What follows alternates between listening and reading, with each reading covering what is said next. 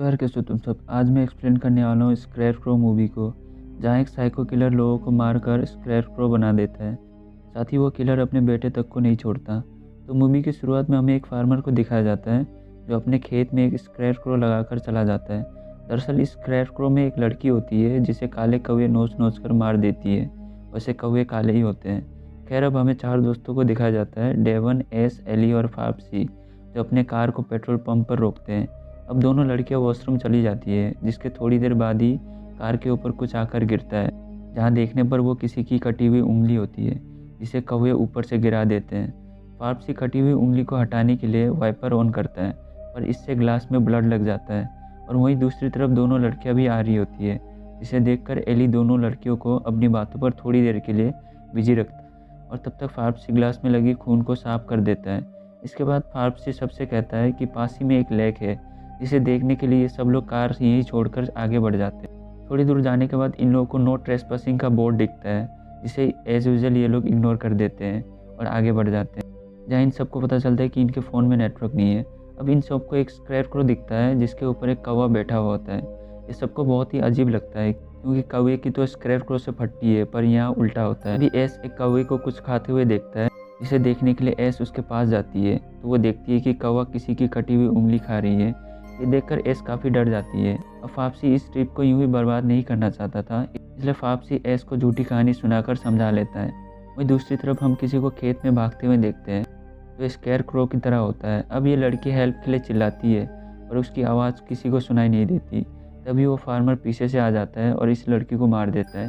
फिर डेवन और एस चलते चलते बहुत थक जाती है। इस वजह से दोनों फाप्सी और एली को आगे जाकर लेक ढूंढने के लिए कहती है। थोड़ी दूर आने के बाद फाप्सी और एली को वो लेक मिल जाता है।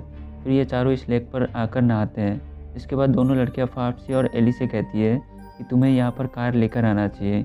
इसके बाद दोनों कार लेने चले जाते हैं। दोनों के जाते ही डेवन और एस को झाड़ियों में से कुछ आवाज़ें सुनाई देती है, पर ये लोग इसे भी इग्नोर कर देते हैं। फिर हम देखते हैं कि कोई इन पर नज़र रख रहा है। वहीं दूसरी तरफ फाप्सी की कार उस जगह पर नहीं होती, जिसे देखकर फाप्सी बहुत गुस्सा हो जाता है, क्योंकि वो कार उसके अंकल का था। फिर इसी बात के लिए दोनों के बीच झगड़ा हो जाता है। इसके बाद डेवन और एस को फिर से झाड़ियों में से कुछ आवाज़ें सुनाई देता है, और इस बार ये दोनों डर कर भाग जाते हैं। जहाँ डेवन और एस देखते हैं कि एली और फाप्सी झगड़ रहे हैं। एली दोनों लड़कियों से कहता है कि फाप्सी की कार चोरी हो चुकी है। अब कार चोरी होने की वजह से ये लोग काफ़ी परेशान हो जाते हैं। तभी इन्हें वही फार्मर दिखता है। ये चारों उसे आवाज़ देते हैं, पर फार्मर इन चारों को इग्नोर करके चला जाता है। इसके बाद ये चारों उसके पीछे जाने लगता है, और बीच में फेंसिंग होती है, जिसे तीनों जैसे तैसे कर पार कर लेते हैं। पर फार्पसी का पैर फेंसिंग में फंस जाता है, जिसे निकालने के चक्कर में फार्पसी के पैर पर चोट लग जाती है।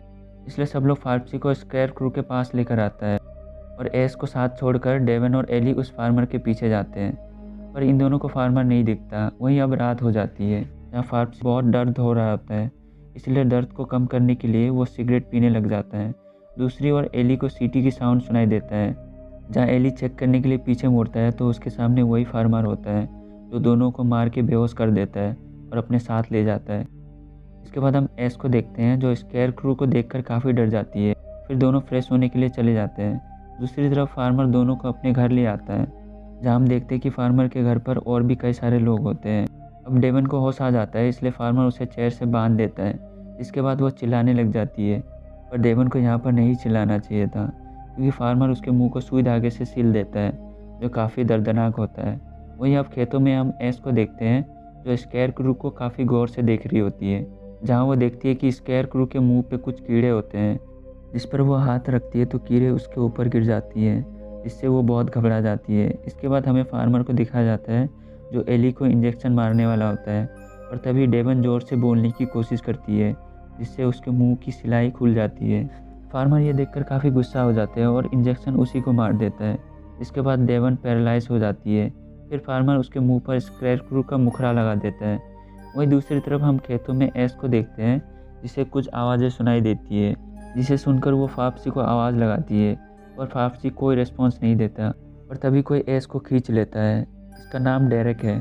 डेरेक एस से कहता है कि तुम लोगों ने यहाँ आकर बहुत बड़ी गलती कर दी, तुम लोगों को यहाँ नहीं आना चाहिए था। साथ ही कहता है कि अगर तुम अपने दोस्तों के साथ यहाँ से ज़िंदा जाना चाहते हो, तो तुम्हें मेरे साथ चलना होगा।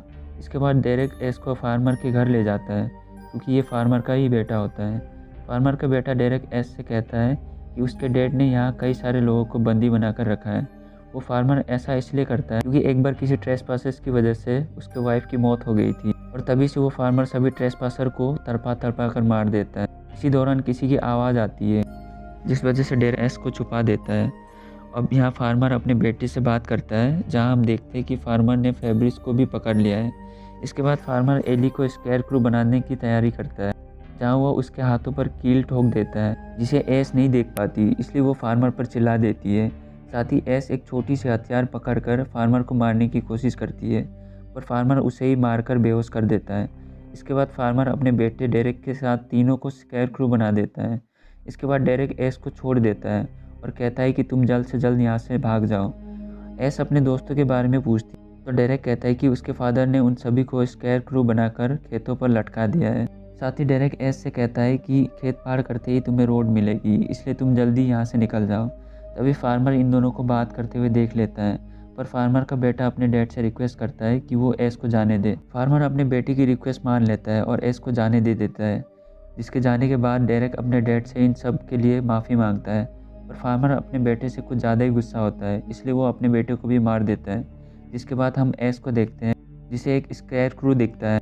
स्केयर क्रू को देखने पर उस पर डेवन होती है जो अब मर चुकी है। फिर थोड़ी दूर चलने के बाद एस को एक और स्केयर क्रू दिखती है। एस डर के भागने लग जाती है, पर फार्मर उसे पकड़ लेता है। इससे पहले कि फार्मर कुछ कर पाता, एस फार्मर के मुंह मारकर फिर से भाग जाती है, जहाँ उसे एक और स्केयर क्रू मिलता है जिस पर फार्मसी होता है। एस फार्मसी को छुड़ाने की कोशिश करता है, पर तभी वो फार्मर पीछे से आ जाता है जो एस को मारने ही वाला होता है। पर इसी दौरान फार्मसी पीछे से फार्मर को कुछ कहता है, जिससे फार्मर को गुस्सा आ जाता है, इसलिए वो फार्मसी को मार देता है। और इसी बीच एस फिर से भाग जाती है। भागते भागते एस गिर जाती है, जिससे उससे काफ़ी चोट लगती है। पर उसके ठीक सामने ही एक कार खड़ी होती है जिसके अंदर एक कपल होते हैं। इतने रात को ये कपल यहाँ क्या कर रहे थे, ये शायद तुम्हें बताने की ज़रूरत नहीं है। पर एस हेल्प के लिए घिसटती हुई कार के पास आने लगती है, साथ ही हेल्प के लिए बहुत चिल्लाती भी है। पर एस की आवाज़ कार के अंदर नहीं जा पाती है, क्योंकि कार के अंदर लाउड म्यूजिक बज रहा होता है। अब फार्मर पीछे से आता है और एस को घसीट कर अपने साथ ले जाता है। जिसके बाद फार्मर एस को स्केयर क्रू बना देता है।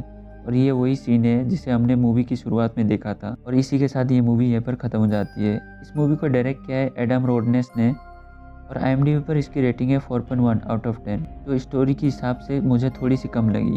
खैर, अब आपको ये स्टोरी कैसी लगी ये आप मुझे कमेंट सेक्शन पर ज़रूर बताएं। अगर आपको इस मूवी की स्टोरी और मेरी एक्सप्लेनेशन अच्छी लगी हो तो एक लाइक कर देना। और अगर आप आगे भी इसी तरह की मूवीज़ एक्सप्लेनेशन और भी देखना चाहते हो तो आप मेरे चैनल को सब्सक्राइब कर बेल नोटिफिकेशन को ऑल कर दीजिए, जिससे आपको मेरी हर नई वीडियोस की अपडेट्स मिलती रहे। तो बस यार, आज के लिए इतना ही। मिलते हैं फिर अगली वीडियो में, है ना। चलो फिर बाय, टेक केयर।